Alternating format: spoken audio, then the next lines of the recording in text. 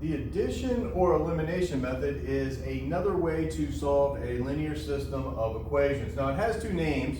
About half textbooks use what's called the addition method, about other half use the elimination method. It's the same method, you just need to know that it has two different names.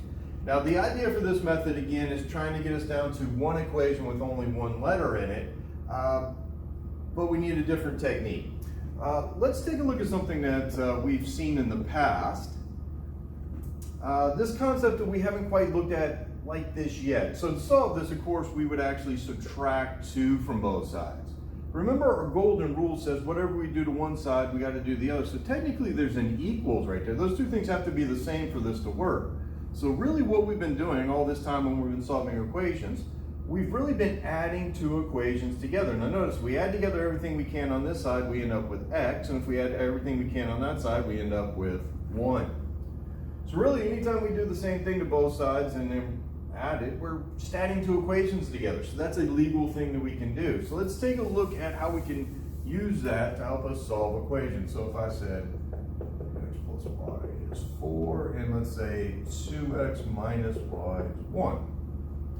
Now to take a look at this system, notice what would happen if I were to just take these two equations and add them together. We had everything on the left-hand side, we'd end up with 5x, the y's would cancel, and everything on the right-hand side, we'd end up with 5. So what we end up with here is a very, very simple equation to solve. So here we have x is equal to 1.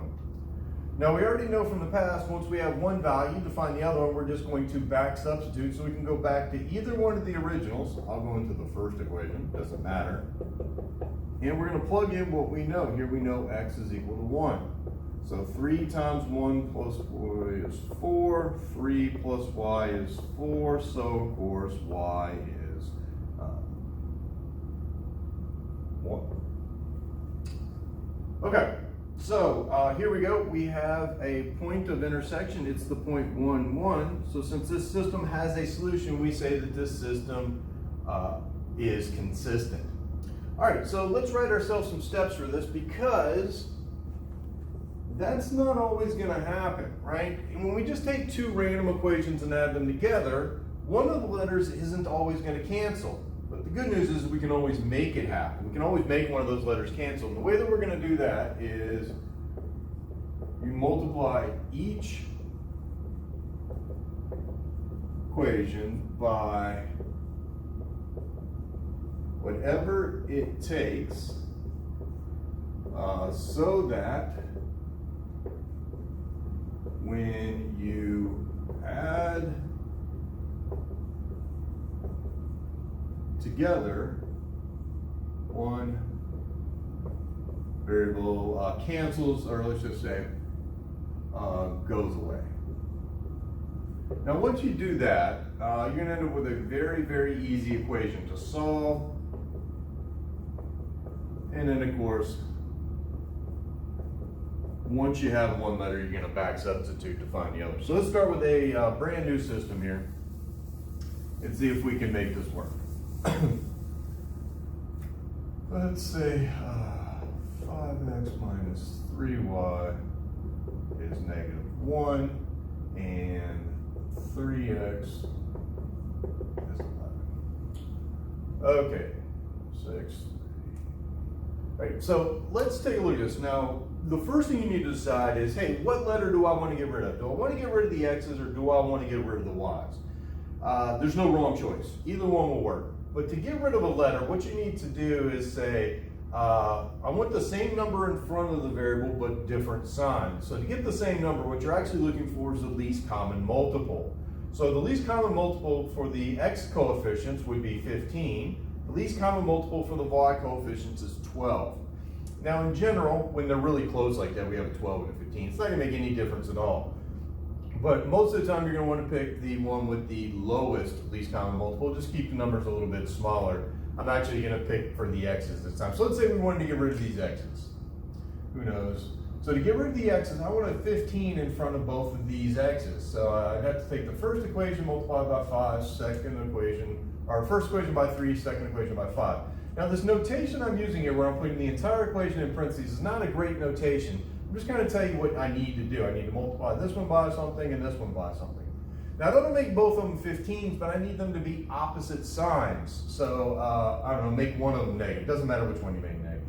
All right, so I'm going to take my first equation up here and multiply by negative 3.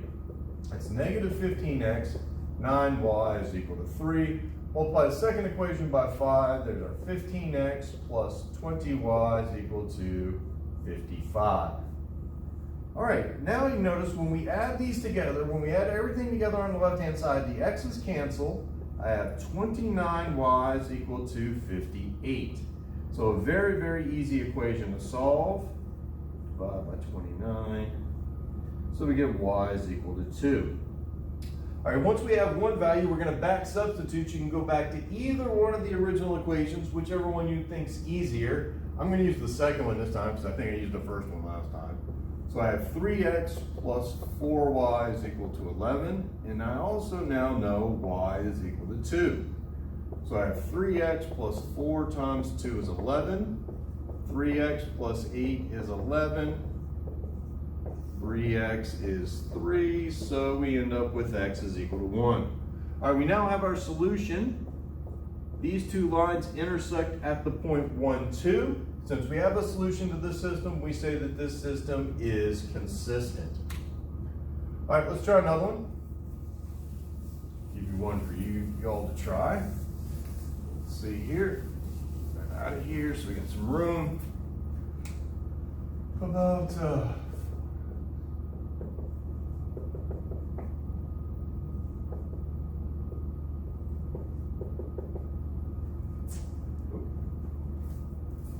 let's see.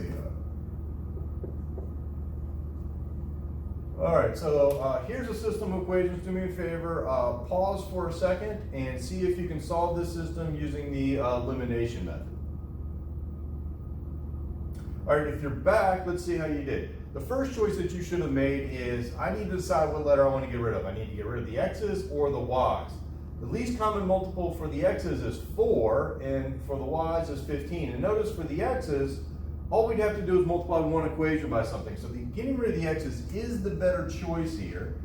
All I'd have to do is take the second equation and multiply it by negative 2.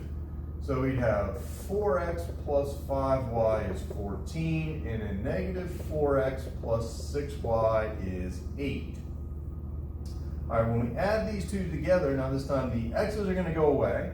What is that? 11y is equal to 22. Okay, so again, very easy equation to solve. So we get y is equal to 2. Once you have one value, back substitute, go back into either one of the original equations. I'll do the first one this time. So we know 4x plus 5y has to be 14. And I know y is equal to 2. 5 times 2 is 14. 4x plus 10 is 14. 4x is 4, so we get x is equal to 1. Again, we have one solution to this system, so this is a consistent system. All right, so you need to decide what letter to get rid of, multiply both equations by whatever it takes to get rid of that letter when you add them together, solve and back substitute. Let's take a look at one more for this method.